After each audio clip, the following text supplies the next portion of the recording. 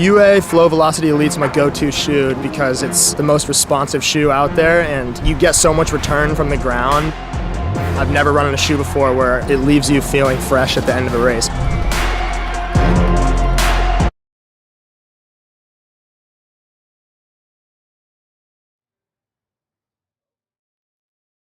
All right, bring them in. Let the people join the YouTube stream. Kyle, can you and I clap? We just rushed back from the track. Let's clap it up for a good night of track and field. Good job, track and field. Good job, track and field community. Yeah, I mean, today felt chaotic. I mean, there was so many races. It was hard to keep up with all the action. Even with our team, we have a pretty big team here to cover the U.S. Championships. And the reason that we have a big team here I see where you're going with this. Is because of Under Armour. Yeah, so big time support from Under Armour, backing all of CITIUS MAG's coverage of the 2023 U.S. Championships. Tomorrow's a big day for us. We're hosting a group run here in Eugene. We're gonna have some pairs of the Flow Velocity Elites for people to try. It's right here. I don't understand where we keep finding these fresh pairs because mine are really dirty and I need to swap them out for one of these. These are awesome. You've been doing Man on the Street videos, giving them out. Approaching people on the street is like, you see it on TikTok all the time, just jumping, hey, for a game show. But it's pretty fun. People, when you tell them that you can win a brand new pair of Under Armour shoes, they're pretty receptive. Yeah, so check out the Flow Velocity Elites. They've also got some spikes hitting the market, and they work as seen by Isaac Updike tonight. Oh, they do. He may be joining us, is what the rumor is. But we had a big night tonight. It was exciting. It was good stuff. I mean, we sat here for like an hour and a half this afternoon just talking about the 1500s. Yeah. It was that seems like a good place to start. Yeah, so this afternoon, if you are looking for even more track and field content to consume over the weekend, we decided to gather some of the star US 1500 men from the United States from the years 2011 to 2000 and I don't know, what end date would you put on your guys' careers? 2017-ish? Around then. You kept going for a little longer than that. And you guys broke down all the races, how you guys thought it would go. And as expected, we did not get – we definitely missed some things. Yeah, definitely. And I think that's John Galt looked at me and he was like, so did anyone from your experts panel get the top three? And I was like, well, first off, I didn't call them experts. I called them washed up 1,500 guys. And so most of us got 2 of 3. Of each. I don't know. I was 4 of 6. That's not bad. Yeah, I don't know. I was 2 for 3 both sides. And my picks that didn't make it were both 4th. That's pretty good. Yeah, it was pretty good. All right, so we're gonna start with the men's 1500. I think that this went a little bit differently than we thought it would. Even 400 meters into the race, it seemed like one thing was happening. So Yared does this thing, Matt called it perfectly, where he gets off the line cleanly and then that second 200 swoops up on the outside and overtakes the lead. And they came through in 58 seconds, and we started losing our minds in the stands. We're like, they're about to run 3:31. And then Yared kind of, I wouldn't say like hit the brakes, but definitely eased off the gas. Yeah, enough to give Joe Wascom an opportunity to try and make a move up towards the front. Cole Hawker was in it. He was in good position the whole entire time. It was like when we were watching the race from the stands, you were most fearful of Henry Wynn potentially. Henry Wynn had a great, ended up finishing 5th. Oh, Hobbs was another one who was in a really good position early on in the race. Well, and I just want to say that Hobbs did exactly what Will and Ronnie said he was going to do. He was just going to run as close to Yared as possible, and that's what he was doing for the first K before it started getting a little bogged up. On the way out of the stadium, we ran into Coach Dathan Ritzenhein, and he told us that kind of the plan was what we ended up seeing, although Yared had some other thoughts. He initially just wanted to go out there and try and solo a 3:31, but imagine being able to do that. Like, that's an option. Oh, should I win it in 3:35, or should I just go run 3:31 and challenge anyone to come with me? And there was, so hitting the brakes, it led to someone like Joe Wascom, moving up. It was an interesting move by the college kid. I feel like you remember Steve Prefontaine and how Who? he had actor? He had it was like about, he had some quotes about it being like a work of art and emotions and this and that, and I'm always, as a 15-year-old, what are you talking about? What does that mean? And Joe Wascom is such a emotional runner, and you can see it. I don't know if I'd call it a performance. Maybe in the artistic sense. You can see his effort, like in more ways than just like him, like fading over the last 100 meters. He's looking around like for his moves, for space. He's sort of, his arms are, he's touching everybody around him for space and giving himself space. I think you're dead on there. You can see his emotion. If Joe was an animal, what animal would you describe him as? A tiger. No, husky. It makes sense. I hate Chris. I'm lost on that one. But like it really, like, he has such an intensity, and when he moved, it's violent. And I thought he made a mistake in doing that aggressively. We saw him, I think it was at NCAA's, maybe even in the prelims, do something similar where it was like, dude, you don't have to do a move from round. 0 to 60 in 2.5 seconds. Like, you can wind it up a little. And when he went to go make a move in order to beat Yared to that turn, he moved so hard. And it was just like, you're not having anything left after that. That takes so much energy. But you do have to be intentional to make the team. Like, nobody accidentally makes a team. I talked about this last night. Like, occasionally you can sneak in and get third accidentally, but you have to be intentional about your moves when you're making them, because everybody is so good. And usually there's about a third of the field that feels good and they're confident and they're intentional about their moves. They have a sound race plan, and the race kind of comes to them how they envision it. There's a third of the field that kind of halves it, and then the other third doesn't feel great, and they're just kind of like along for the ride. And I think if you look kind of at the results here, it sort of speaks that way. The people that are finishing up in the top, they're deliberately making moves. I think that's a good example, and I was talking to Prakel after, who loves Sam Prakel. I mean, talk about just having a healthy mindset. The kid just finished his 4th place. It was his 6th straight U.S. final, which is an incredible accomplishment. Highest he's ever finished in an outdoor championship. He's inching closer. He's inching closer and closer. Next year. And he's so composed, and I don't want to say okay with it, but is immediately able to digest it and give way to candid. Like, his mental health game is crazy. Yeah. It helped maybe, I guess, that one of his training partners, teammates in Joe, made the team. He was talking about how, to us, I think maybe before you started recording the interview, Joe Wascom has all these classes lined up for the summer, and he was like, I don't really want, and if he made the team, he would get out of it. So there was a little extra bit of motivation there for Joe. But well, the thing I want to say about Sam, though, to Mac's point about the intentionality, Sam last year moved way too hard, too early. And he said, this year, I'm not going to do that. What do you learn from year to year? He said, I'm going to try to be the last one to move. And so because of that, he did definitely run a little bit more conservative, and in contrast to Joe, and really, like, that ultimately ended up being a little bit of difference maker. Sam was closing really hard, had a great final straight away. It just seemed like last year he moved at 300 to go. This year he moved at 100 to go. Next year does he move at 150, 200 and finally make that team? To your point about like just how he can process his own races, like he's always been like that. When he was a freshman, when I was a senior at Oregon, super mature for his age, and immediately then like he could immediately process his race and be like, okay, well, I messed up. I shouldn't have done that. And that's why I got the results that I did. If something went well, he'd be like, yeah, of course, I did this correctly and it worked out for me. And he's always been able to do that really quickly. I almost wish that he was more emotional about. I do too. I want him like. But I don't want to say cry. But that's coming from like me, because I needed to be an emotional runner in order to run well. I needed to like care for it so much. And I'm not saying that Prakel doesn't. He obviously cares a ton. But I almost want to like see it from him. You know, just to, I don't know.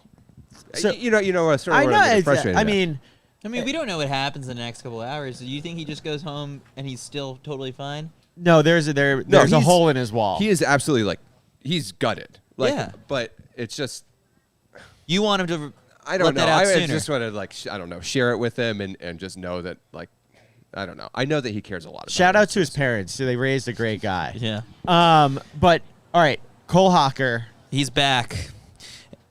3:35 for third place. Interestingly, I mean, just how close that race was. He leaned at the finish line, something Cooper didn't do. I pulled up the photo that was on our. But he on had our it by Instagram a page. few tenths. Yeah. He was also kind of getting himself into position right around the same time that Joe made the big move. And afterwards, like he said, last year, if he would have finished third and just made the team, he wouldn't have been happy in years past. Yeah. Because he's always sees himself as the top, American. What's in the field. Happy Cole like? Happy Cole right now believes that he's got 50 days to potentially win the World Championships, and that he sees himself doing it. How? I was like, well, this Jakob Ingebrigtsen guy is like the guy to beat. And he says, yeah, no, I know that. And I was like, what's it going to take? He's like, I'm just going to have to get in position to, get back to, and even a little bit better than 2021 Cole. And he's working his way back. He said he's fully healthy, no pain. And I think the next 50 days are going to be crucial for that because, we've kind of hinted at it over here that Cole could be that guy. We've seen what everyone else's cards have done against Jakob.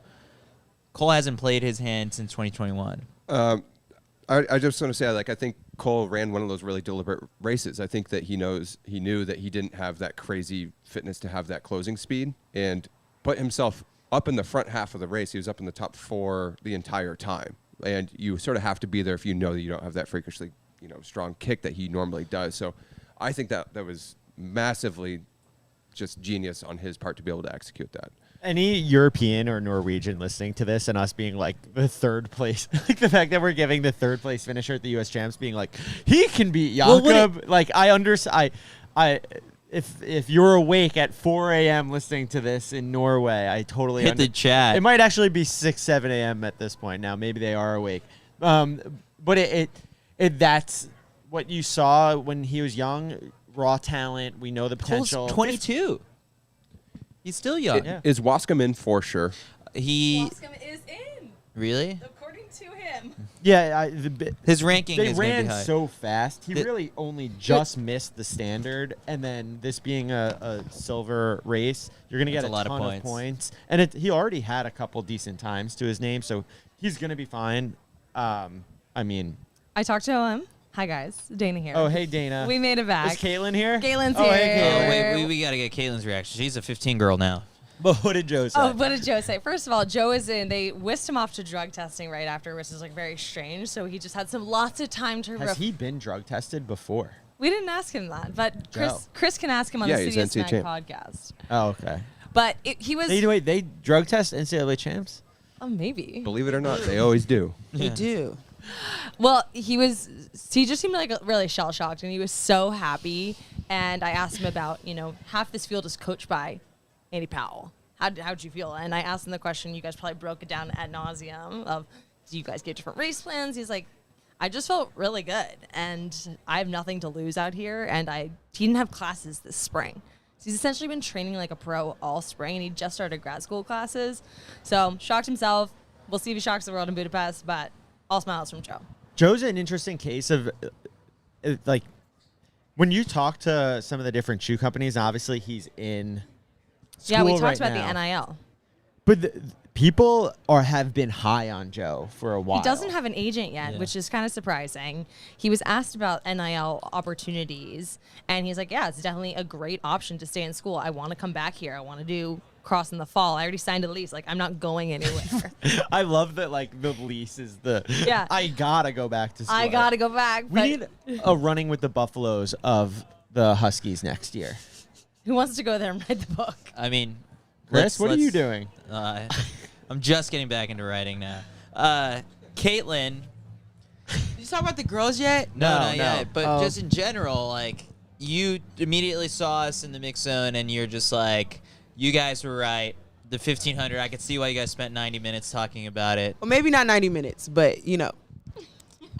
Yes. What made it so cool for you today? Was it the women's race? It was the women's race, but we didn't talk about the women's race yet. The guys' race was kind of cool because, like, I know Cole Hawker's name, and I know that, like, he didn't do well last year, and everybody was rooting for him and Cooper because at some point him and Cooper was taking over Oregon for, like, I don't know how long. And then the dude from Washington, all I know is that Washington got a 4th place indoor trophy because of all distance kids, and then I forgot who the other person was. Yared. Oh, the Goose. Yeah. And then I met him at USA's last year. So, yeah, that was a fun race. But it was the women's race for me that, like, that sent me over the edge. I'm glad you guys say that. I'm glad you saved it for me. Go on. Tell us about it. Why? That was the definitely the race of the day. Yeah. I mean, we counted a thing so far out and really just forgot about what a thing could do, but it was all Nikki Hiltz taking the W, out kicking a thing Mo. Like, it's ridiculous. You know, they kind of let a thing do her thing. I can't believe that they all. Very good one, Kyle. Yeah. I just made that up. Yeah. But they did just kind of key off of her, and we've seen that in 800s. I think it's very tall too, so maybe it was like she's taller than everyone else. She's the Olympic champion, guys. Like, No, I think, but I don't know. I think a lot of people were keying off Sinclair in a way, and Sinclair was just nowhere to be seen almost. Well, Sinclair was just sitting in the pocket behind her. I mean, but a thing, obviously, is Olympic champ at a different race. And the world champ. And a world champ. Mm-hmm. And yeah. And the NCAA champ. Yeah, a lot of things. But there's still a novice in this event. So the fact that everyone's just like, all right, let's do whatever she wants to do. Another 3-second PB. How many? 9 seconds over the weekend. Yeah. I mean, ultimately, though, we talked about this previously of do you change your game plan at all, things in the race? And I think they did. Yeah. Sinclair was in an interesting position. Like, I think running on the outside for a bit. Corey glued herself to a thing Mo.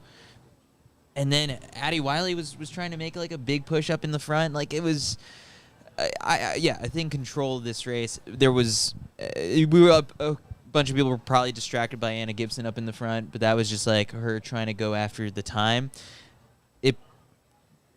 We thought, Mac and I were just in the stands looking at it, we were like, is the thing kind of playing the role of rabbit here? And then everyone just kind of keying off of her. And I mean, in the very end, that last 200, insane.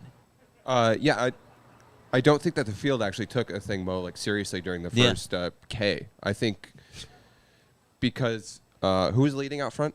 It was Barton, I believe. Yeah, Barton was out front in like Lori Barton. Yeah. And like I don't think the field.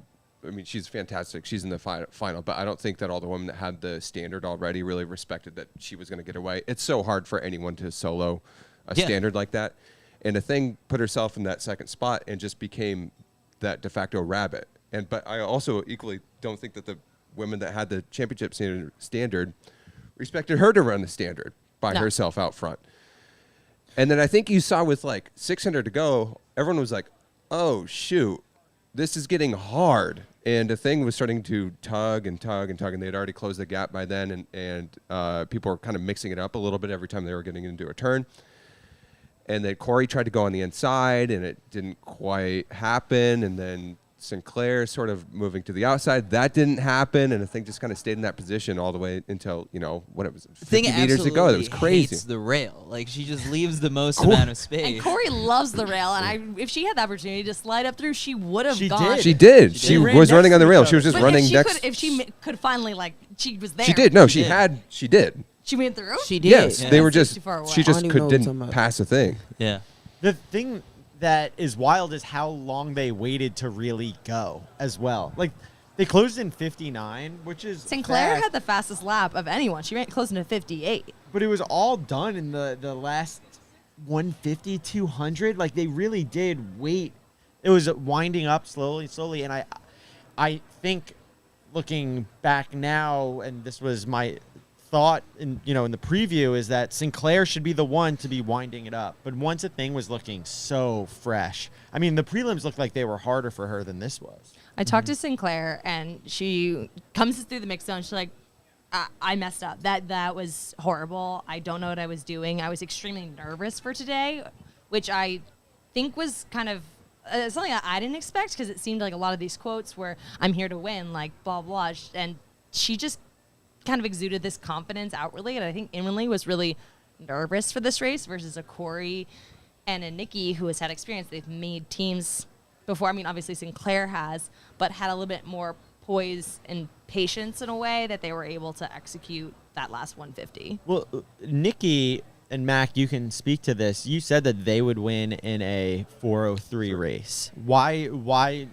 did you feel that? And what kind of speed does Nikki have that they were the ones who were able to blast away from a 155 girl?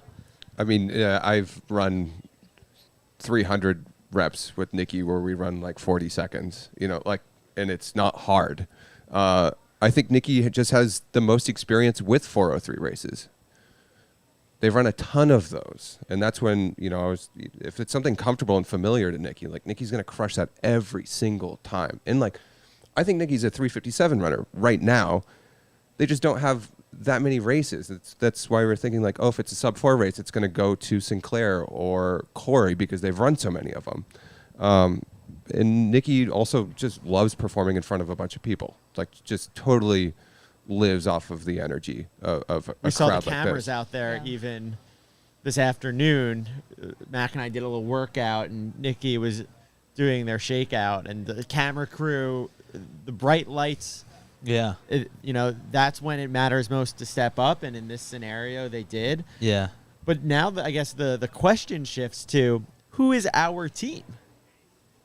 Yeah, right, because Are we going through this mess again?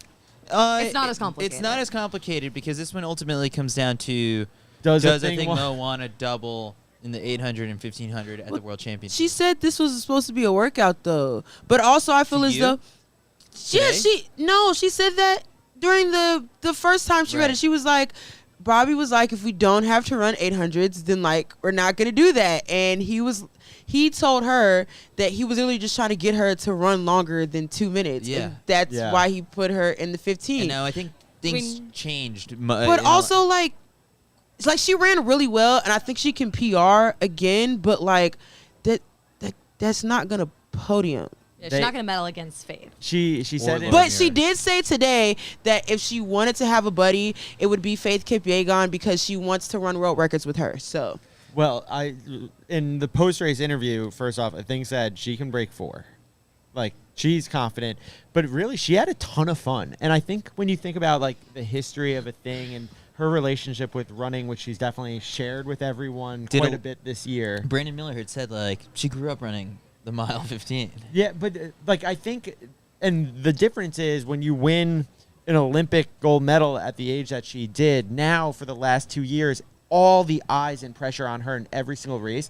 And she said it had been such a long time since she had a race that she just didn't feel any pressure, and that was the 1500 for her. And that is why she had so much fun. So when you just think about some of her previous comments that she's made this year about, how much fun she's having with running or not having fun at times, the idea of doing something totally different that is not as much pressure and just new and exciting, I do think that she ends up running the double. I could see it. I kind of want to see it. Mainly because, when a lot of people were giving a thing crap for not racing until the New York City Grand Prix, I mean, I think it was Caitlin getting the first interview since then and asking, where have you been? What have you been up to? And she was like, the last 2 years have just been this rapid ascent into, the U.S. distance running world where she's this star and this spotlight has been put on her for so long. And I think it's cool that she's mixing things up and keeping it interesting. You don't want one of the biggest stars in the sport to get bored.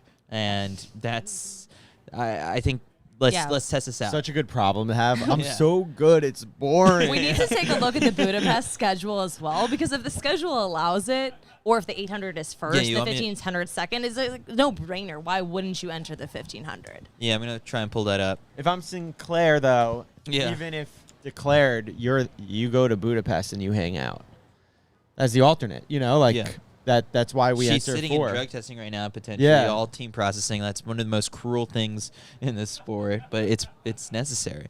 I have one last note on Nikki that I feel like we can't miss that they talked about, was that Nikki has not done that many Diamond League races, and last summer they go, after USA's, all I've done since then is win races, and I stayed domestically and I've won, and I know what winning feels like. And they were talking about Coach Taylor actually said the most addicting drug is winning, and they're like, yeah, it is. And I think Nikki has the special talent to know how to win.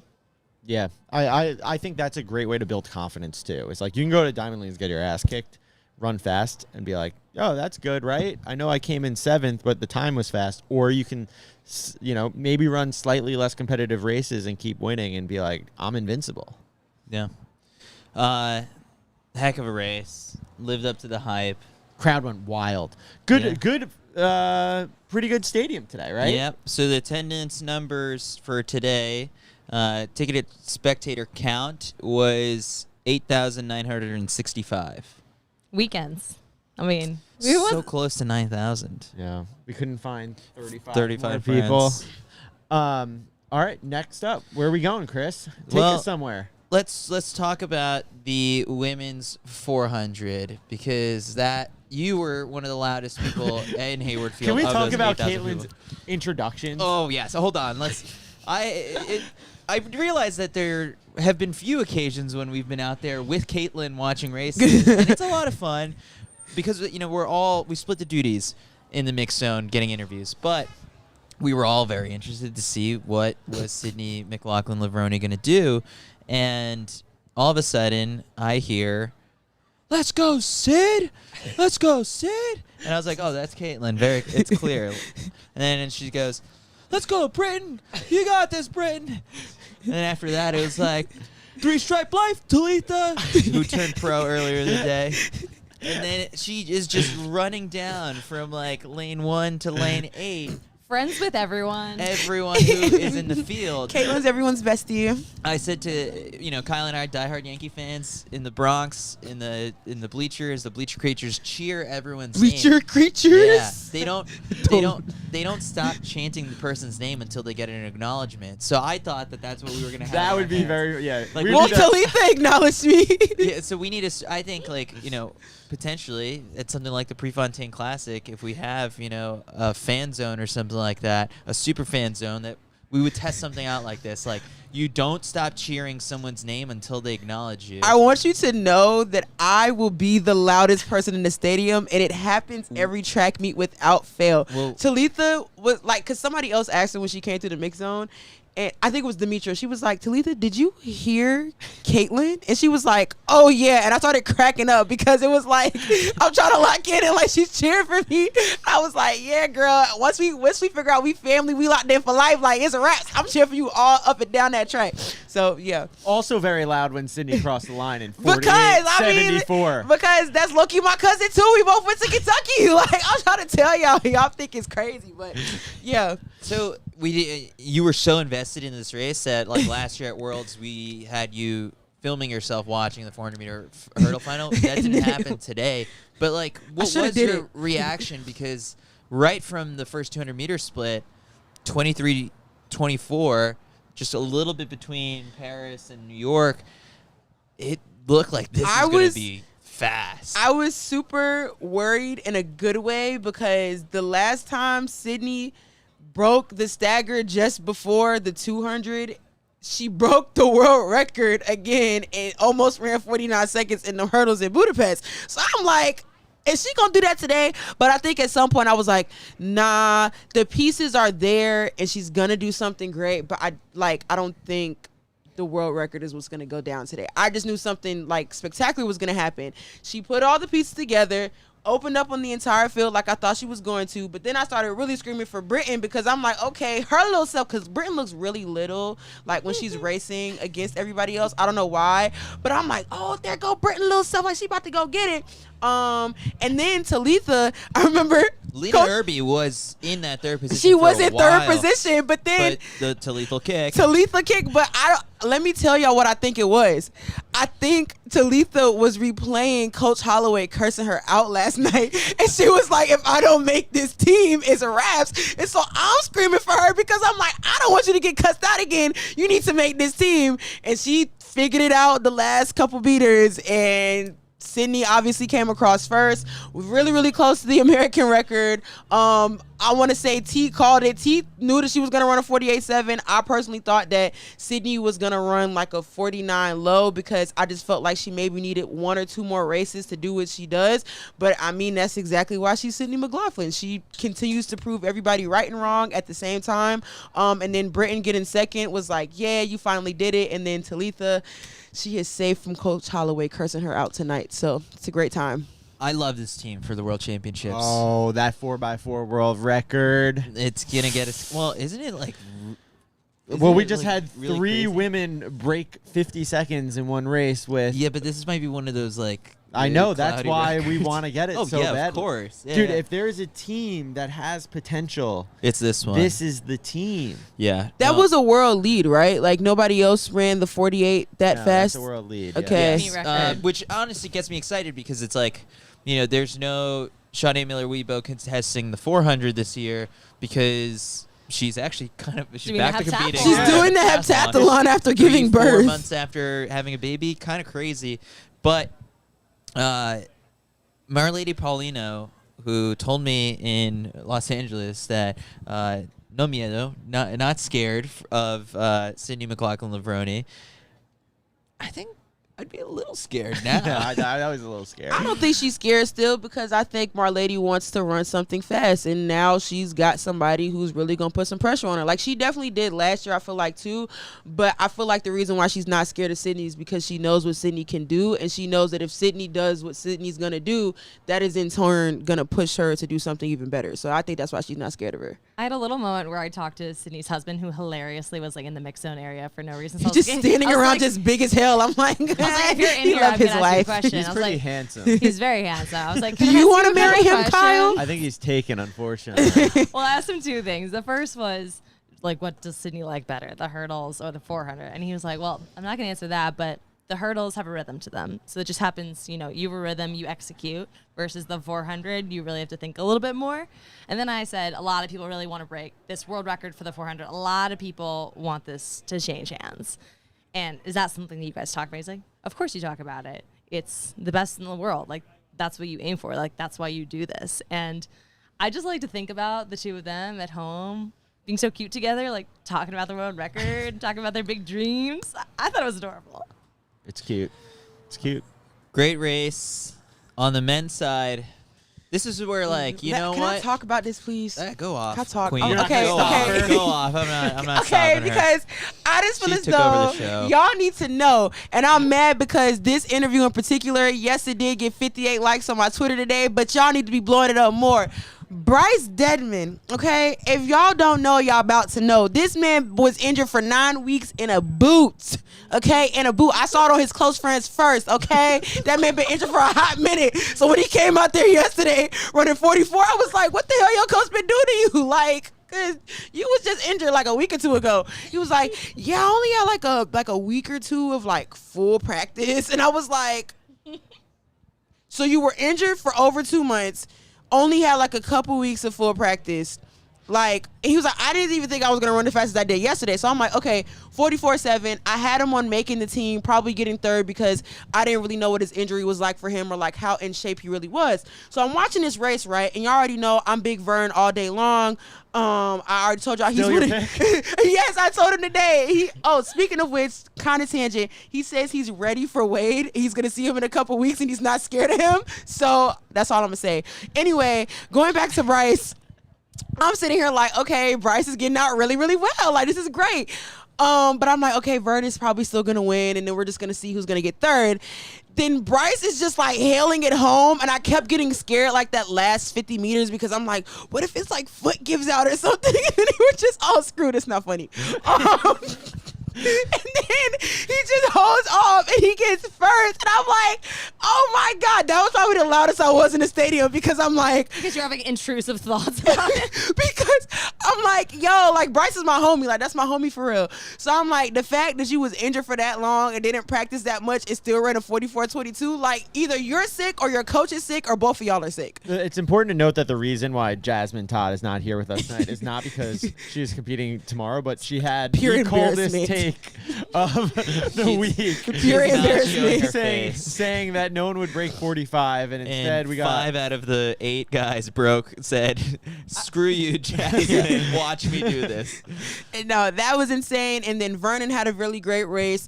For me, this was, okay, don't call me stupid for this. So when I'm prepared. So no, when Quincy got third, I was like, I don't know, like, that guy seems very familiar, but like sometimes I associate names with like the races that they run. And so I'm sitting here hurdles. like, yeah, he's a 400 hurdler. And so I'm like, what the hell is going on? Because if you would have said Quincy Hall like in the 400 hurdles, like it would have clicked.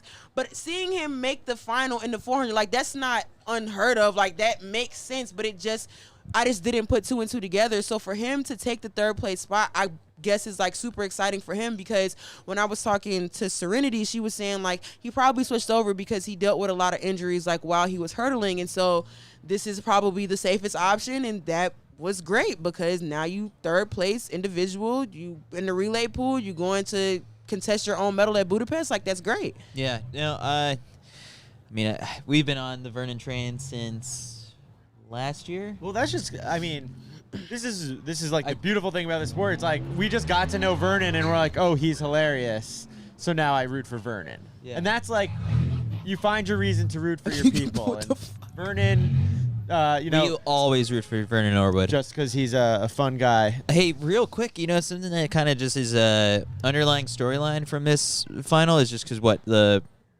the top 8 are going to be in the relay pool for Budapest. Matthew Bowling finishes 6th in 45:17. So 3 400 races here, 3 PRs.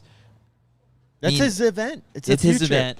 He's excited. He said this was all for fun. Yeah, he said like when I talked to him when he came through, I didn't really get an interview with him, but I chatted with him on the side, and he was like, I'm like so happy. Like he was smiling like a lot this time. So I'm like, he doesn't hate me. I got a text from Caitlin before New York City Grand Prix, and I was like, Caitlin, just here's a list of people to get, and she goes, I don't know about Matt, like I think he hates me. And I was like, why? She was like, I just don't know. Like, he never smiles around me. And then, like, I watched the interview that she did with him in New York and was like, you got him to smile? And she's like, I don't know. Not really.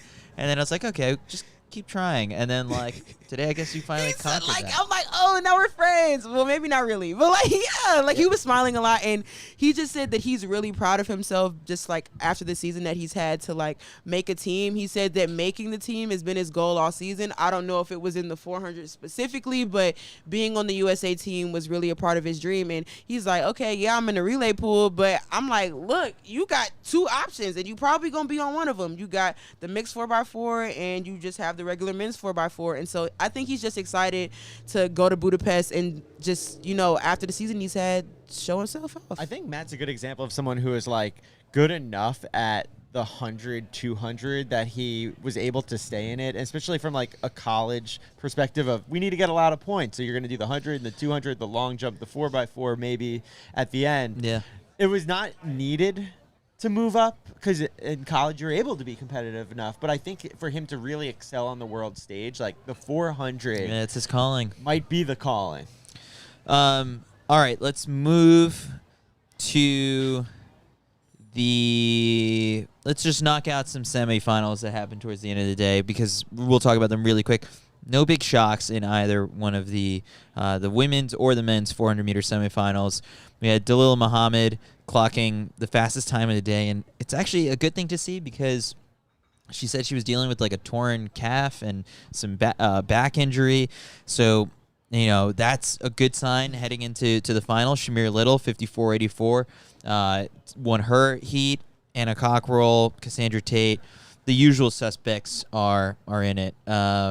Any surprise, Kaylin? Not really. No surprises. I just felt like a couple people looked a little like not like themselves or like super smooth while racing, but I guess that doesn't matter if you can get yourself into the final and clean it up tomorrow.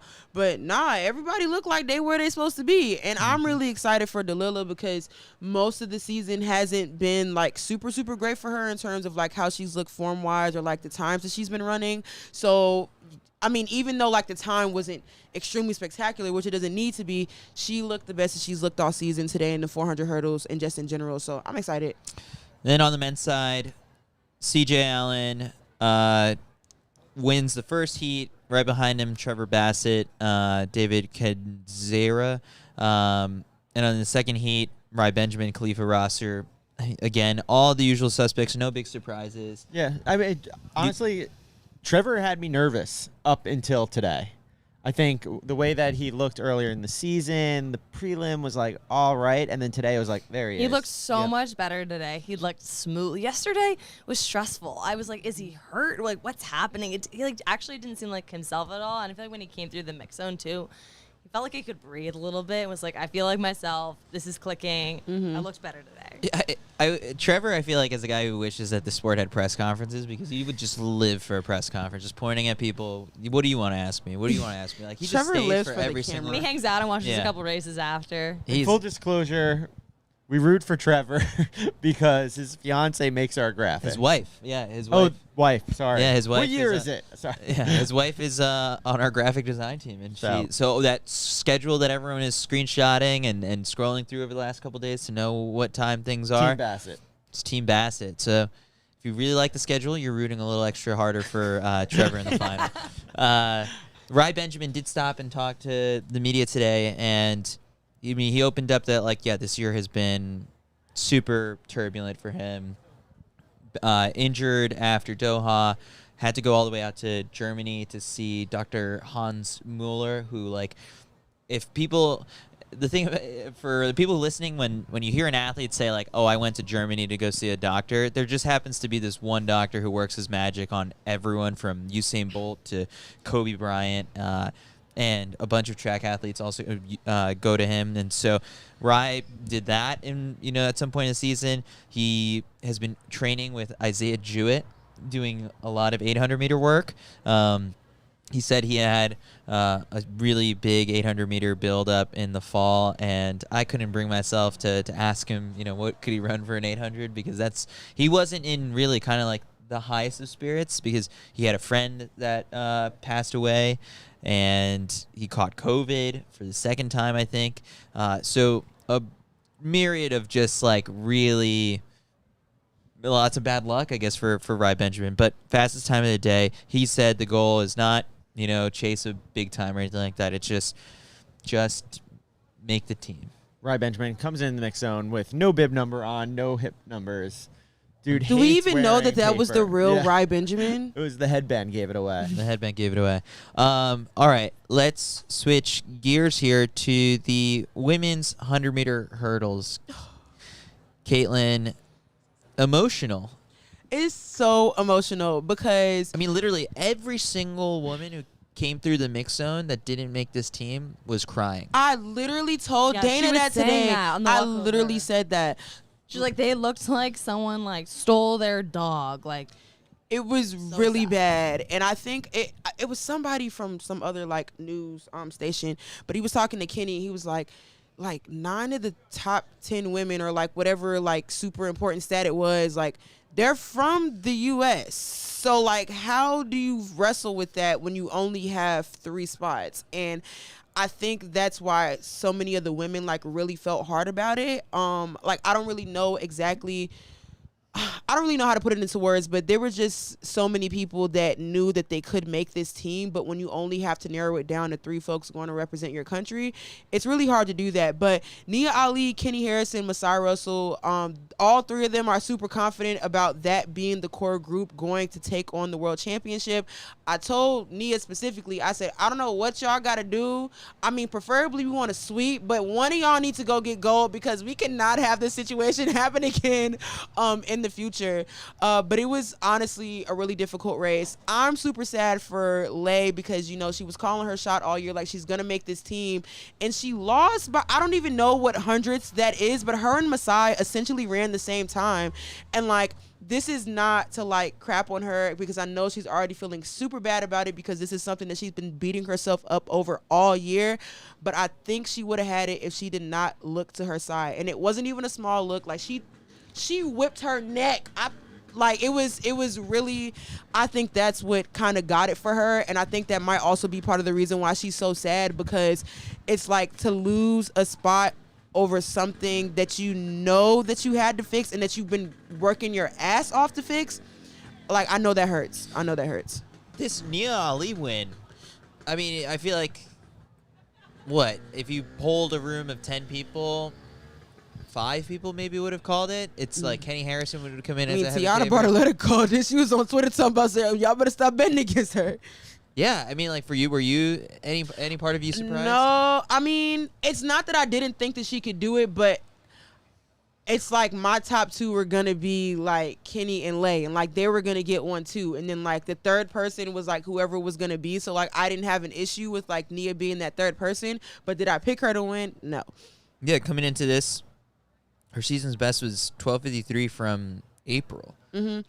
And she said that she knew that something like that, even 12:4, wasn't going to cut it if she wanted to make this team. And so she was constantly telling herself, like, you need to lock in and you need to focus if this is something that you want to do. And I guess she locked in so well that she ended up coming out with a gold medal. So, I mean, it does not get enough credit for, like, just her status in the U.S. 100-meter hurdles. World champ in 2019, 2 world indoor titles, Olympic silver medal from 2016. Yeah. She was a part of that sweep, right? Yeah. Yeah, so it's not that anybody thinks that it's not capable for her, but it was just like, damn, like you did it. Like you here. You know what I'm saying? So, yeah. In the men's hurdles, Grant Holloway and Cordell Tinch tie for the fastest time of the day. I think Grant slightly gets it. You know, they kind of built the same. They seem big fellas. You know, like, I could say this about Grant, but maybe not Cordell because, you know, we're not that cool yet. But Grant has, like, a really big head, and, like, Cordell kind of do, too. And they both, like, really long and lanky. And, yeah, sorry, Cordell, if you listen to this. We're going to be friends at some point. So, you know, you just got to get used to it. You guys are hitting it off. Yeah. But, yeah, I was talking so much mess about Grant. I said his feet stank. I said his feet was big. Like, I was going off on him today. But, yeah, that was really awesome. And Cordell says he's really excited to race Grant. He hasn't had a chance to race him all year. He said there was one time this year where he was supposed to race him and it didn't happen. But he says he's super, super excited. I think he should be, too, because that race looked way too easy today. If you're Grant and you draw Cordell, I guess they wouldn't because they just ran the 2 fastest times. But so this hypothetical goes out the window. But, like, if you're set up to race him potentially in the final, you already have the bye. Like, I would keep the cards close to your chest and just not race the final. crazy move. Of course you race the final. Really? Grant said he don't know. He said Man, you got to race the final. Right now, there's so much attention on Cordell Tinch after what he's done recently and the Bowerman snub to running the world lead. If I'm Grant, I'm going out, I'm winning the U.S. final, and I'm saying, I'm still the man. Do not forget this. And for the next 50 days, make sure people do not forget. Grant, if you watched our own video, Kyle, he said he's only got to win one race this year, and it's the one at World Championships. I know, but I don't think he's going to put as much stock. It's momentum, I believe. I don't think your momentum takes a dip if you just like, all right, you got it. No, but now you're giving the momentum. You're giving it. What if Cordell goes out and runs such a good mindset that he was just like, you know what? That would be that would be a big move for sure. But he said this happens every year in the hurdles. It was Trey, that with all this momentum going into last year. Before it was him in that position in the Olympic trials year.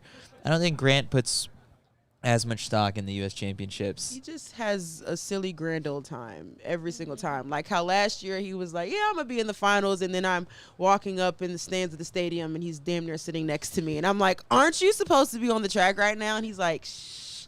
But either way, can we talk a little bit about Cordell some more, because he had to literally run back and forth between the hurdles and long jump. He said he had a minute and a half after that hurdle race to then go and get his next jump. He ultimately finished 5th in the long jump, and this is a good transition. So he jumped 8 meters, and which is great. You know, the being able to jump back and forth. You know, he's an athlete. He could do the high jump as well if he wanted. But Jasmine calling in. Wait, doesn't he do the high jump? Report. Come on in. He does. He's not entering the high jump here, but he does do it. Yeah. Sorry. So I can read Jasmine's text. Yeah, I mean, I can also go you can't read read. the text.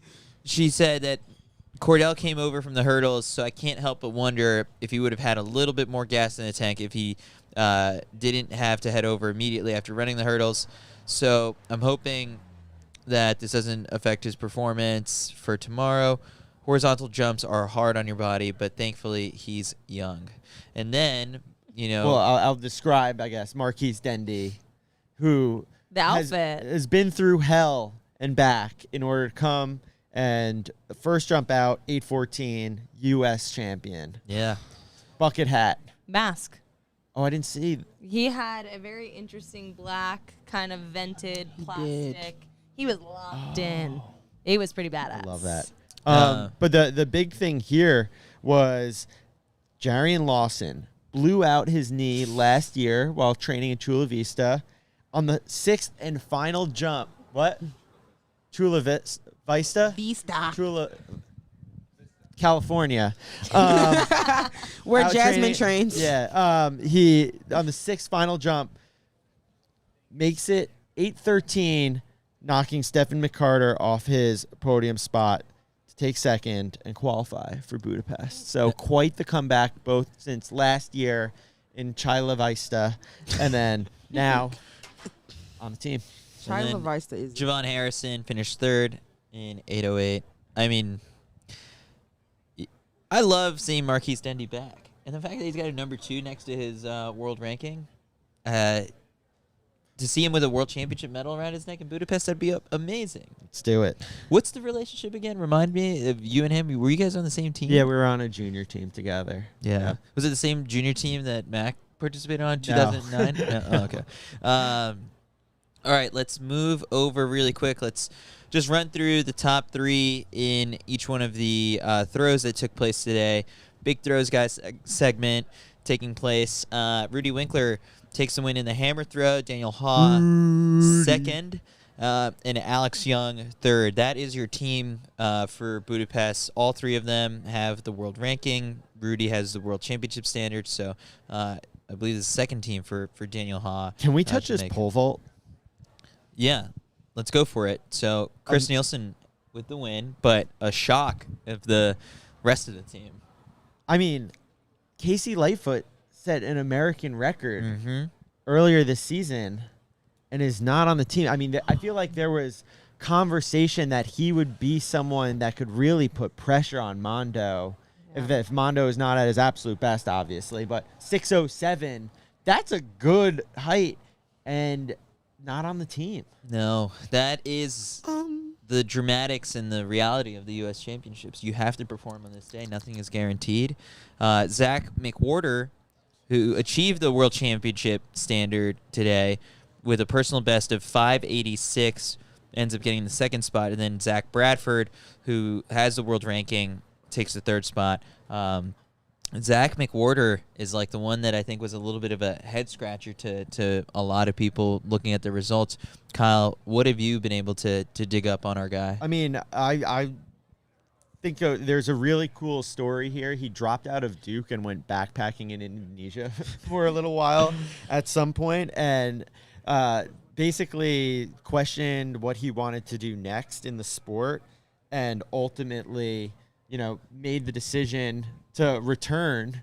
And, up to this point in this season, this kind of came out of nowhere this outdoor season of how good of a jump it was.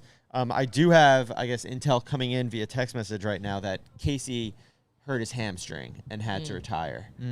So that's why he's not on the team, as well. Sam Kendrick's also not on the team, but opening up for what's a pretty cool story in Zach McWhorter. retire the event. Yeah, Right. he'll be back. Yeah. He's just done. Yeah. One hamstring. Can we switch to women's shot put real quick? Yeah, let's go for it. Chase Ely, world number 1, has the bye, but would not have made this team, coming in 4th today. So it would have been A little bit of surprise, yeah. would have been a big upset. Chase came to the mix and said, I've had very tough past couple months. Haven't really seen my coach. I've been traveling too much. I've had some family stuff dealing with. Seemed like they were excited to go home and reset and regroup, have the 50 days to get back to that world number 1 spot. But Maggie Ewan takes the win in 1992. Adelia Akuya comes in 2nd, and Jelani Davis from Mississippi in 3rd. And, of course, we're missing Raven Saunders, who is ineligible this year. So, But you know, we're sending 4. we're sending 4. Yeah, we're sending 4, but I'm seeing here, Jelani Davis doesn't have the standard. She has the ranking. Okay. She'd be good. She's currently ranked 26 before this. Mm-hmm. So I think we're good. Okay. Now, javelin throw, Curtis Thompson takes the win in a season's best of 80.92 meters. Then Capers Williamson, 2nd. Mark Anthony Minicello was 3rd. I'm not as up to date on the javelin, but it looks like Capers has the world ranking, and so does Mark. So that is your team for the world championships. Now the big finals, the steeplechase. Wait. What do I jump over? The women's 200 and the men's 200 first round. Oh, so I was going to save that for predictions to wrap us up. Okay, all right, yeah. All right, I can jump in for Hold your thoughts. Steeple. All right, wait, before we jump to the steeplechase, because we have some Under Armour athletes involved. Kyle, what do you got in your hands there? It's the Under Armour Flow Velocity Elite. I hear Isaac Updike wears these. All the time. Yeah. Great shoe, getting some good miles in them. It's the shoe that won the New York City Marathon on the feet of Sharon Lokedi. Wayne has won multiple road races in these guys. Rips workouts in them. Beautiful shoe. Good looking. Been giving them away on the streets of Eugene all week. Would you, here's a quick little thing that I just thought up. Would you chug an Olipop out of the Flow Velocity Elite? I think the Flow Velocity Elite are a little too nice of a shoe. I think they're also too breathable. The upper's just so nice. It would just pour through. We don't know until you try. I don't want to try. I want to wear these when I can. It's so the morning run tomorrow? Yeah, After the morning run tomorrow. After the morning run tomorrow. Do you think we can make we'll make somebody at the morning run chug an Olipop out of the Flow Velocity Elite? Just not my pair because I want to wear them. It'll be your pair. All right. So let's start with the women's 3,000 meter steeplechase. All good things must come to an end. All good things must come to an end, and the rain. Team, it's okay. It's okay. And in the words of Emma, It's not okay. Emma Coburn doesn't defend her national title. It would have been number 11, which is actually insane to say. Emma in the mix zone said, "There's a lot worse things that have happened in my life than coming 2nd at the U.S. National Championship." I am going to just kind of push back here and say I don't think the headline here is Emma Coburn lost the national. I was the gonna US get there. I title. was gonna say that. I think Say it. Chrissy Gear won. Yeah. Very outright. Like it was. I woke up to a text from Coach Ben Rosario, and Why it's were like, you sleeping during the race? No, not during the race, but I will admit I was sleeping on Chrissy Gear, and it I was not. I'll tell you that. And it was Podcast kind of sucks. and I was kind of, I don't know, like I looked at Waymit. I guess in my surprises, I was very high on Maddie Boardman, who ends up finishing 11th. So I don't look as smart as you with your Cravon pick, but I wasn't as brave to pick Chrissy to beat Emma, but I know Chrissy's kick. She's beaten Courtney Waymit this season. We saw her in Boston win the road mile. Just has this explosiveness. When she came to the mix zone, she's like, my heroes, like, I'm a 1,500 meter runner at heart. Like, I'm just doing this event because it's new and I'm good at it. But she's like, I want to be an Anna Willard. I want to be a Jenny Simpson. Like, I want to be really, really good at both. And I knew I had that extra gear. She was, I felt bad passing Emma. She's like, she's my hero. I felt bad passing her. Anna Willard and Jenny Simpson are good examples of people who steepled and then stopped. But with 150 to go as Chrissy was coming up on Emma, it was very obvious that Chrissy had pop so left much in the legs. So far this season, her steeplechase PR. She came into the year having run 9:38 back in 2021, and then we saw her out at Mount Sac and ran 9:23, big PR. And then after that, just kind of that's the only one that we saw today, right? Before this, that was the only steeplechase performance by Chrissy. Or was there one more? The big one was in sound, because then from there, that's the only one. It was like, well, I guess I gotta be a steeplechaser now. Yep. So in a sense, like, I feel like for me, I just hadn't seen enough. And when Ben Rosario texted me this morning, he just said, "Chrissy Gear for the win tonight. Loving the coverage this week. Keep up the great work." Chrissy knows how to kick over the final hurdle, a final barrier, better than anyone else. And Chrissy posts some phenomenal fails. Like, you should follow Chrissy Gear, because they aren't afraid to show fall after fall over sprinting over the barrier. She's like, I feel better when I'm running faster over these last ones. She's like, I kind of messed up the last water barrier. I would have started my kick earlier, but I can't do it on both legs. She's like, so I stuttered. She's then after that, I knew I was good.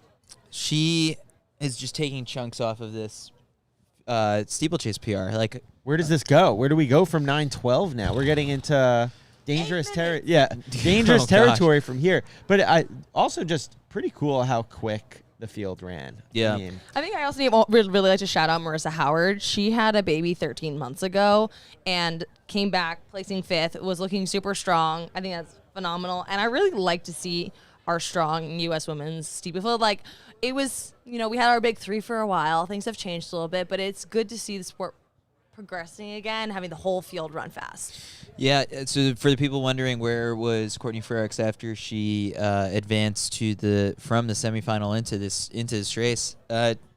In that semi during the fall, she kind of tweaked and felt some discomfort in the same ankle that she had surgery on, and so made the call right before the meet started that she wasn't going to race. And it's a little weird not having the Olympic silver medalist and like someone who has made every single team since 2015, but it's what happens in a sport. Time goes on and weird injuries happen. So the team is Chrissy Gear, Emma Coburn, Courtney Wayman. Strong team. Crowd loved it. Yeah. But the crowd went really wild during the men's race. Yeah, so dramatics unfolded in the men's steeplechase as Kenneth Rooks from BYU took a tumble very early on the backstretch. KT taped up. Mac's big thing is if you got KT tape on the line, he doesn't normally pick you. But could it always, I guess, like, you could always bluff. If Mac's in your race, you KT up to throw Mac off and play. Just KT tape on random parts of your body that don't need it. Yeah, I remember those wind tape, the tape when Galen showed up to the 2016 Olympic trials with like all that extra tape and was like, I don't think it's making that big. This episode is sponsored by. So then Kenneth Rooks just storms back in that final lap over that final water barrier. Still had not been like with the leaders. He was decently far back with a lap to go. Rallied, and it was Mason Furlick who was pushing it from the front, and the final hurdle for Mason just wasn't enough against someone who, Isaac Updike, is just a really, really good hurdler. Makes the pass. Bernard Keeter, who made the team last year, is the only man who has World Championship experience with the United States, returns and clocks a personal best of 8:17. So we have 3 guys go under 8:18, making the team. 2 of the 3 with personal best today. Overall, like, Kenneth Rooks is still so young on the scene that, like, I'm excited to see what he can do in a similar sense to, like, Jordy Beamish going out to the Stockholm Diamond League and competing against the likes of, El Bakali, hoping that level of talent drags him to a faster time. The U.S. Championships were that for Kenneth Rooks, and now we get to see that elevated a little bit more with the World Championships. Can we talk about Isaac Updike a bit? My former training partner. You used to train with him, yeah. So, I mean, I think it's interesting from Isaac's perspective because I think for a really long time we've known his ability and his talent in the steeplechase, but he's had a couple of COVID run-ins and has dealt with some things. He's been dropped by 2 different shoe companies along the way. And this spring, our friends at Under Armour made a bet on him. He came out with a, I believe, world lead early in the season. This is just a guy who is a true steeplechaser, and I was talking to him about this. He doesn't have good 1,500 speed, and he gets nervous historically in kicking races because he's like, I don't have that last lap that other guys do. But because of that, he always felt the need to lead. Like, it was a sense of, like, he just didn't have the confidence to wait until the last lap. And so he just kept pushing the pace always. And now suddenly he's happy. Something clicked this year, and he's happy to sit back and wait. And he said it's different running a hard 400 over hurdles than running a hard 400 at the end of 1,500. It's a different event. And I can do this, the one over hurdles really well, and that's what he did today. Isaac's a grinder. I mean, like, you and I stood in the rain because we really love track and field at the Penn Relays, and, like, we watched him win that race. John Galt wasn't there, and you texted him. It's like, if you really love track and field, you would be out here. But no, this moment was coming for Isaac. He was so close. He had so much momentum in the Olympic trials year, and like you said, last year got dealt a bad hand, and now, yeah, he's finally going to get to rock the Team USA kit, which I don't know if it looks as good as, like, the purple Under Armour kit that he was wearing today. But, no, shout out to him. The Mission Run Dark Sky account, if you're not following Mission Run _ Dark Sky to keep up with everything that is taking place with that team out in Flagstaff, they posted a really nice comment saying, "This man is the epitome of consistency, work ethic, and class. So stoked." Well, Isaac from Alaska, from Ketchikan, Alaska. Yeah. When was the last time we had someone from Alaska make a global team? That's a trivia question. Intern Owen, if you're watching this, can you look up when was the last time we had someone from Alaska? I mean, we're Team Could USA. be the first. Team USA, we got to get all 50 states represented. I don't know the last time that we had an Alaskan on the team. But then he goes and he runs at an NAIA school. Yep. I don't even remember which one. And then was spending time here in Eugene, not on OTC, working with Ian Dobson. Came out, NJNY, now out in Flagstaff. He's been all over. He's run for so many different brands. He's trained with so many different people. And it just, like, it feels good that at no point did he quit. And now finally validates all of that work. He loves track and field. Isaac, we thought you'd be joining us, taking a very long time to piss in this cup. But we will definitely talk to you tomorrow. Yeah. So I think that does it for the action that took place today. But let's close this out with talking about the 200s. And it leads into sort of like what are our predictions for the final day of action here. So what was your reaction to seeing what your good old friend Sha'Carri Richardson did? So many thoughts. The first thing I thought was like, that's what you got to do. Shut them the F up. Can't say that on, got to say the F word. You know what I'm saying? Because it was so many people mad at her last night. They like, you ripping off your wig. You ran 10-8. You run slow as dirt. I'm like, since when 10-8 slow as dirt? Who's mad? You must not be on the same Twitter, bro. I'm not. It was literally somebody trying to argue with me all day. I'm like, I'm about to ignore you. But no. Did you respond to them? It was kind of funny. And you don't really let me clap back at people, so like, this the one time I'm about to eat them up. But anyway. You were like, Chris is too busy right now to even check my mentions. I check them like once a day to make sure you're not getting in trouble. Okay, well, I might get in trouble for this one. All right, well, tell us what happened. What were you arguing this dude about? was like, she was distracting a whole bunch of people, and the other runners were distracted. So I was like, so they called your phone and told you they was distracted. Okay, good for you. Anyway, it was a whole bunch of mess. You can see it on my Twitter. But her running 21.6 made me so happy. I thought it was win legal, so when you came through and was like, oh, it was a 2.6, I was low-key mad about that. But even still, again, I say I don't care if it's a hurricane wind down your back. You still have to execute, whether it's Sha'Carri or anybody else. So that 21.6 looked really great, especially since I don't think she really ran through the line either. So I feel like she's a pretty great shoe-in for this team. But the most interesting part about that race is that I have never seen somebody break a stagger on the first step. Like, maybe I'm insane, but I have never seen nobody break a stagger like that on the first step. When I tell you she was out like a pocket rocket, it was scary. So you just knew from then that, like, she was going to do what needed to be done. My other thoughts about the 200, Abby, you was scaring me a little bit, but I love you real bad, so I know you're going to make this team anyway. But bad lane draw. bad lane draw, and I'm also just not used to seeing her like lose. I don't care if it's a prelim or not. I'm just like, I'm not used to that. And then I think Gabby Thomas is another favorite for a lot of people, and she looked really great on her first round too. She was all smiles coming through the mix zone. I don't know if y'all want my predictions on who gonna make this team. Well, all of that so far, and you didn't even mention Jenna Prandini. Oh, Jenna. Well, that's Jasmine's job. Yeah, Jasmine is like Jenna's #1 hype woman. Okay, well, I'm going to pretend like I'm Jasmine.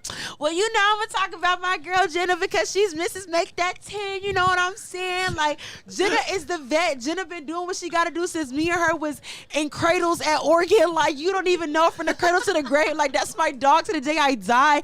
And I don't really care what none of y'all got to say because she either going to make this team by being in the 200 or she going to be in this relay pool. And you know what she going to do? She going to make sure that relay get the baton around the track.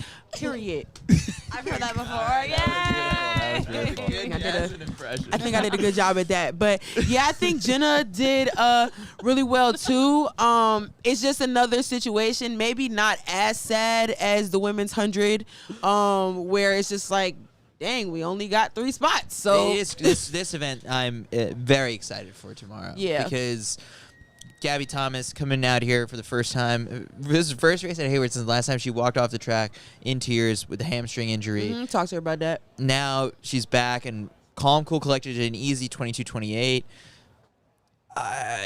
Someone really good is going to get left off this team. I know. I'm scared because for me personally, another person who did really well, who did end up beating Abby, I'm pretty sure that was Tamara Clark. And Tamara Clark was one of the second fastest time of the day. She was the second fastest time of the day, and she was one of the women who made it onto the team last year. So like you said, there's going to be someone really great that's left off, and that's going to hurt a lot of people's spirits. But at least we can leave Oregon knowing on Saturday evening that we're going to leave with a super strong team to hopefully break up Team Jamaica. So TT also had a good day. Oh, that start was she's scary. Mad. Let me tell y'all what she said. She said, I'm from around the way. I don't care. I'm leaving here with something. She was like, I didn't make the 100, but I'm leaving here with something. So I think that's why she's running the 200, because she's like, y'all gonna put me back on this relay. So if I make it in the 200 or not, y'all ain't gonna have no choice but to put me back on that 4x1. So it was really exciting to see her race today. All right, real quick on the men's 200 side before we are going to get an interview with the one and only Isaac Updike of the UA Mission Run Dark Sky team, and now a member of Team USA. Men's 200, no surprises? Fred was looking around. I was confused as to why. This doesn't sound bad. I didn't know why Christian was running. I be forgetting that he can run it too. He looked amazing though. He did, but I be forgetting that he run the 200 because like the 100 is his thing. So like me personally, like I'm not trying to sound like, but that's not his team to make. So I feel like Coach Hall is like making him do this as a workout because that's something that Coach Hall would do. I don't think there's a guarantee he makes but he looked really good. Remember like that by race chance he ends up making it, it's gonna be a little scary, but I think this is a workout for him. So yeah. Remember the race earlier in the year where him and Toboga just look like if this race had been like 205 meters, it looks like Christian has figured it out. That's why I think he's gonna do it. Honestly, he needs that last 10 meters, 20 meters in the 100. So what better way to do it than double it? Honestly, Coach Hall probably is making him do this as punishment because he got second in that first. Yeah. A little warm up from Arian Knighton. I don't think he looked quite like himself, but I'm excited to see how he progresses with this. But I think Arian is just saving it in the tank. But I mean, that's just because Mac and I are like his best friends. But like, I am very excited for what he's going to throw down. I think the only one that I'm a little concerned about would maybe be Kenny. There's been like a couple like health concerns earlier in the year where he's had to scratch from some races. So with this one, Fred, you never doubt Fred. I could see it being Arian, Fred, Christian. Woo. But I don't know if Kenny will let that happen. So I think Arian, Fred. Is Robert Gregory for real? What do you mean? Is he? Like he's like that was the fastest time of the day. Like, dude, he's from like he goes to Florida. So like, you ask that question to Bobo and see what his answer is.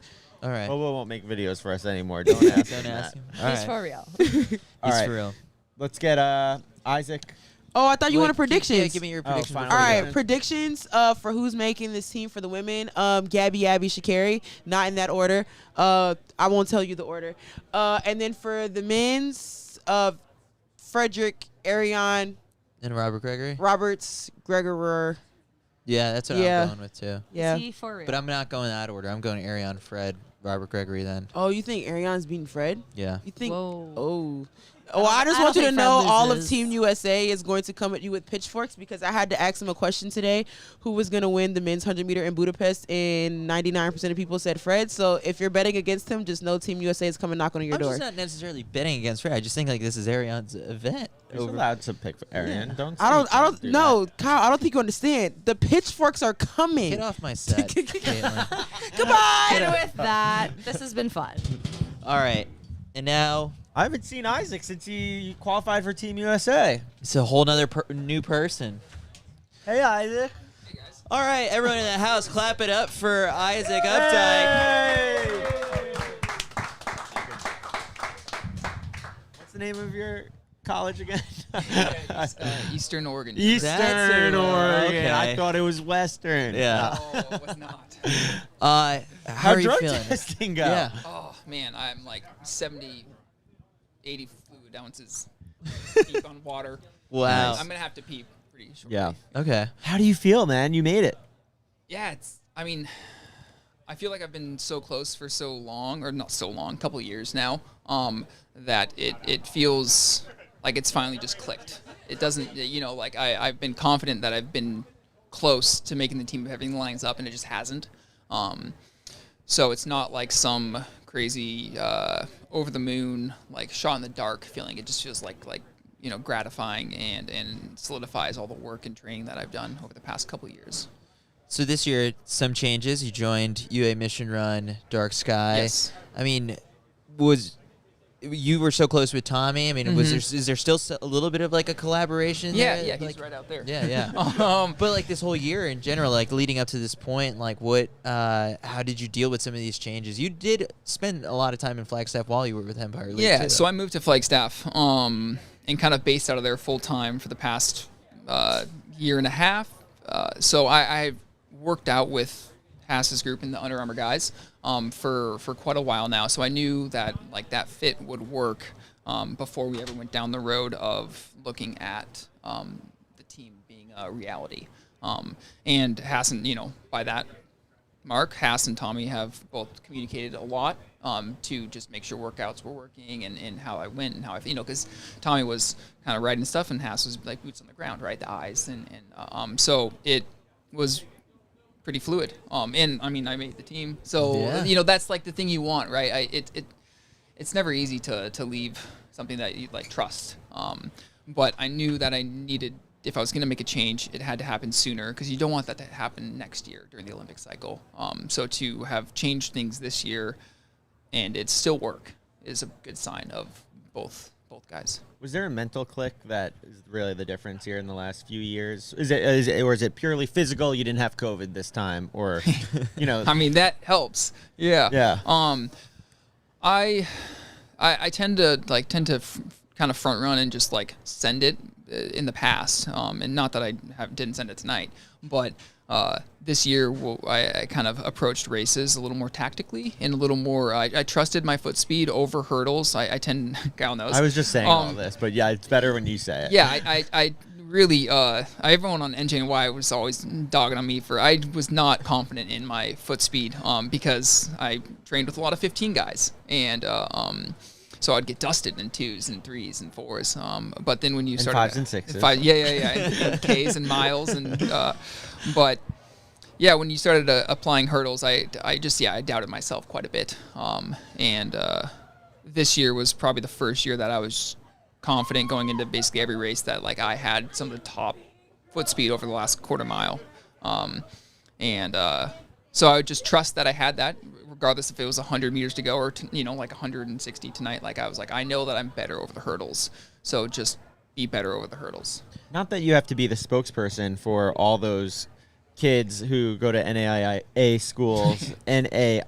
schools, maybe don't have a perfect setup immediately after graduating, have to figure things out, shift things a lot. You're now, what, 31? Yeah. Like, you just decided to stick with it. Why? And like, that's a great question. Why did you decide to stick with it? And I finally have an answer. Out? Yeah. Yeah, I mean, I left college, 8:47, 4:21 mile.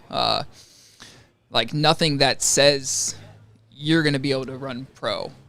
But it just felt like I enjoyed running. I had a group of friends that also enjoyed running, and we all thought we weren't at our ceilings. And that was really, like, at the core of it. That was it. We just wanted to see how much better we could get, what our top end was.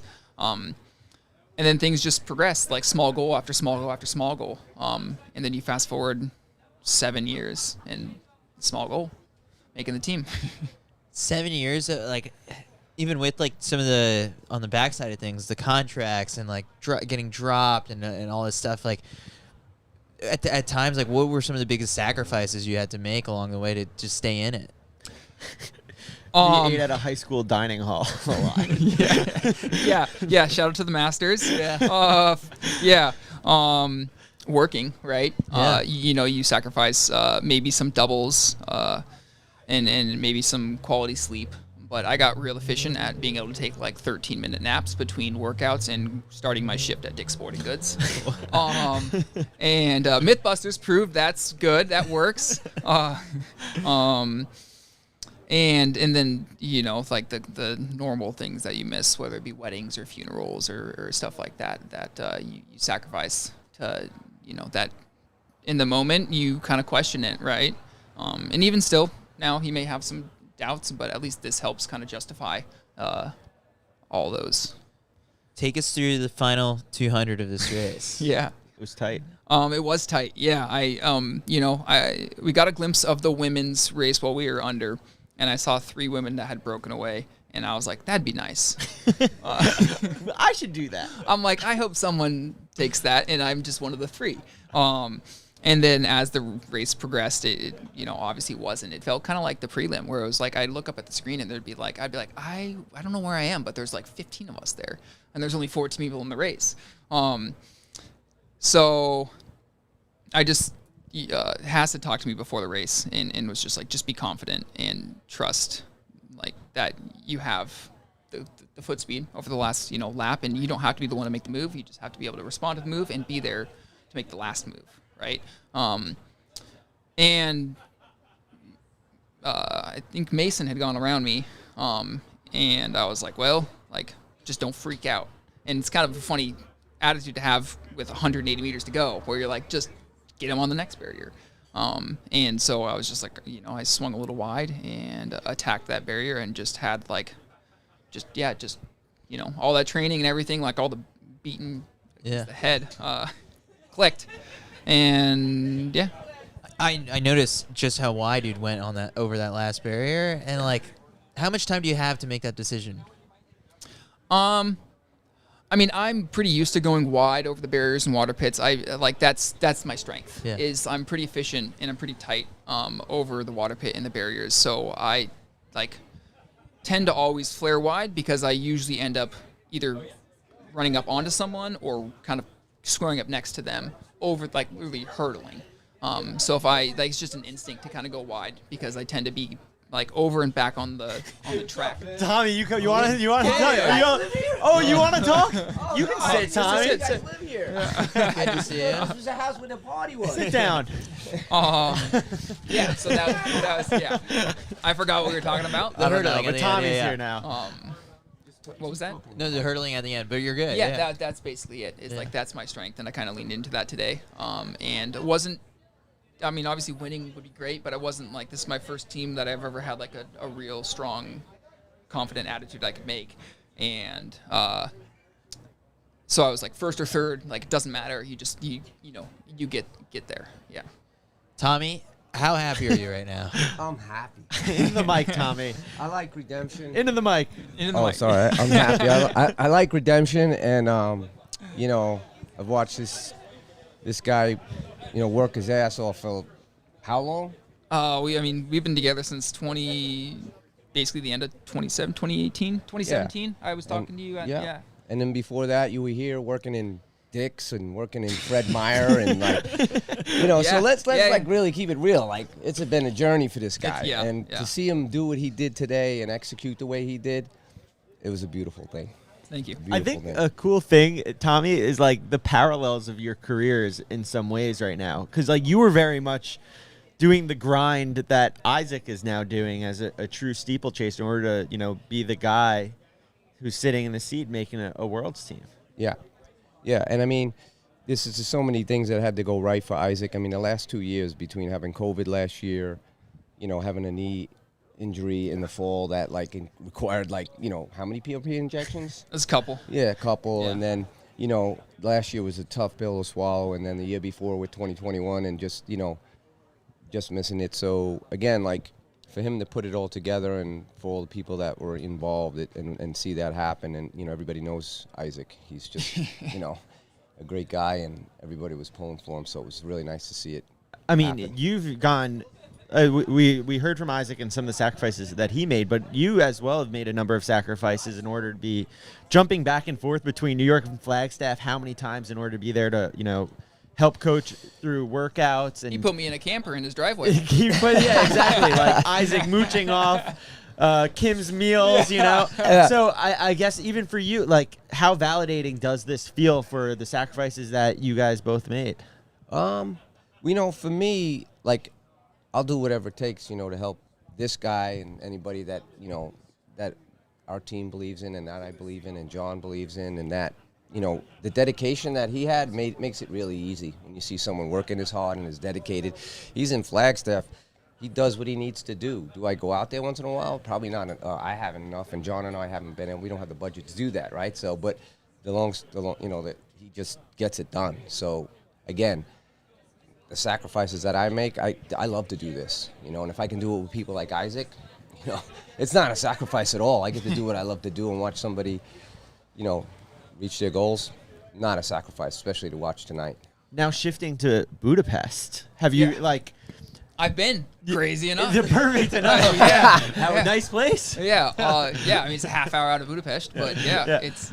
So I guess now, how quickly do you start thinking, all right, well, let's make that final and let's do something special there. Yeah. I mean, we already have a house up in St. Moritz, so I'll be going there probably Monday. Trying to line up maybe one more steeple in between now and then. Just focusing on, a little more base and a couple more, maybe one or two more workouts and just getting ready to rock and roll again. Yeah. So it's not going to be just like a victory lap, happy to be here type thing. I